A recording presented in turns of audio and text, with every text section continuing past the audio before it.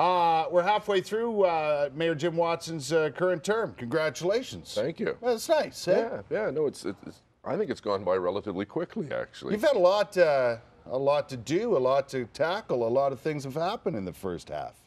You want the second half to be quieter? No, I think we want it to be as productive because we worked well together as a team. I think one of the complaints I heard on the election campaign was that people didn't like the fireworks and the long drawn-out meetings, the theater, and they wanted us to settle down and get some of these projects that we've been talking about for years, get shovels in the ground. Yes. And we're doing it. You know, you look at Lansdowne today, a great example. Yes, but did I hear that someone is going to the Supreme Court over the Lansdowne issue? There is, but you know, anyone Does that stop you? No. Look on the site right now. The shovels are moving the buildings, moving the earth, getting the parking garage done. This project is going forward simply because it really has the public support. People want to see football, they want to see soccer, they want to see something done with that site that's deteriorated for decades. Yeah. And I think one of the things that people tell me is they like the fact that our council's actually doing things instead of just talking about them. You know, we're going to move ahead with light rail. We've got the contracts have been submitted. We're going to make a decision in December, and shovels will get in the ground in the spring of 2013. It's like a Christmas present. Well, it is, you know, because we're going to make that decision, and it's been a long time coming, about a decade. Lots of changes. It was going to go north-south, and the previous council canceled that. We're now moving ahead, and I think once people see the kind of transformation that will bring to the city and the downtown, they'll be very pleased. And the fact of the matter, Mr. Mayor, when it comes to light rail, we're behind.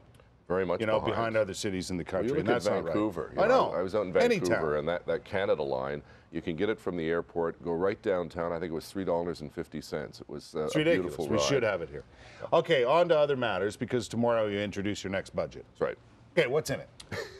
Well, I can't leak what's going to be in the budget, even though you're a good guy. But what we decided as a council 2 years ago, you recall that I campaigned on keeping the tax rate below 2.5%. 2.5%, yep. And we've done that every year. This year it was 2.39%. My goal is to reach that or do better. Better than 2.39? I'd like to see us do better, and I think we can. Do you think people would be happy about that? I think they have to look at the balance. There are a lot of things that we don't have control over. We don't have control over gas prices, and we buy a lot of gas. We don't have control over arbitrated labor settlements.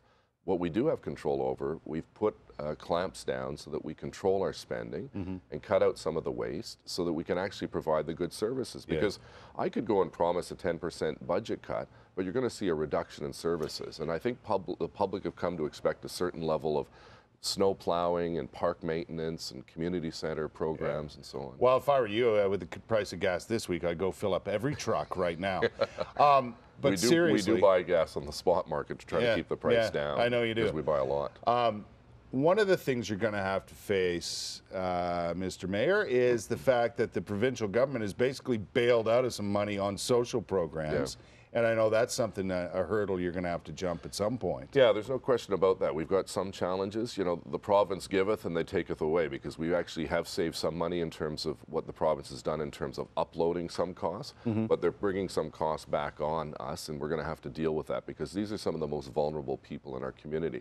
And we don't want to just cut them loose and allow them to just sort of fight for themselves, because these people need our help. They're either disabled or they're in serious poverty situations. Or they're new to the country, or that's right, and have language barriers. Issues, and you know, we're a caring society in our community, and what you'll see in the budget is our attempt to bridge those differences between what the province has taken away and what the province has given us. Yeah, going to be able to do that?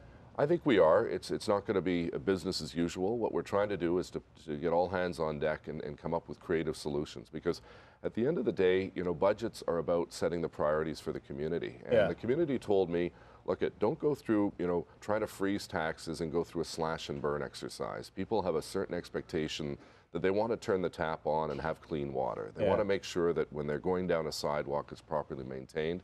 And our basic infrastructure you'll see highlighted in this budget, because we went through the sinkhole, which was devastating and very inconvenient for people in the East End. Let's fix the basic infrastructure, get that right. Yeah, and no matter what the cost, really. I'm not saying go hog wild and spend money wildly, but that's what people expect. You have to spend. Listen, it's like anything else. You get what you pay for. That's right. Right? And I mean, this is a city that needs to have upgrades in certain areas. We're an older city. Some of our sewers in the older parts of the cities are 100 years old. So you have to balance the needs of the older parts of the community with renewal, but there's also growth. You know, we're building a new swimming pool in the East End. We're going to open a new rec center in Canada and another one in Barhaven. Those are growth areas. You can't ignore the growth while spending all your money downtown. So it's that balance. Yeah. You think people, I know that we were watching the news last night. Do you think people, we got to run, but do you think people will be loading up on the garbage this week and getting it all out there? And I'm not sure. You know, I think once people use their green bin, blue box, and black box, there's not a lot of real garbage left behind. Listen, I've been fall cleaning like a madman, so don't come by my house on Friday. Okay. All right. Well, this is your last kick at the can. That's right. I got to get it all out there. Hopefully that'll work out as well. And I know it's worked in so many other cities, Kurt, and it's all about trying to save the landfill. No one wants a landfill in their backyard, and if we can extend the life of the trail road landfill, it's good for the environment, it's good for our pocketbooks. We're out of time, my friend, but thanks for dropping by, and congratulations on the first half, and good luck in part 2 of your first term. Appreciate it. Thank you very much. Best of luck. Good to see you. Thank you.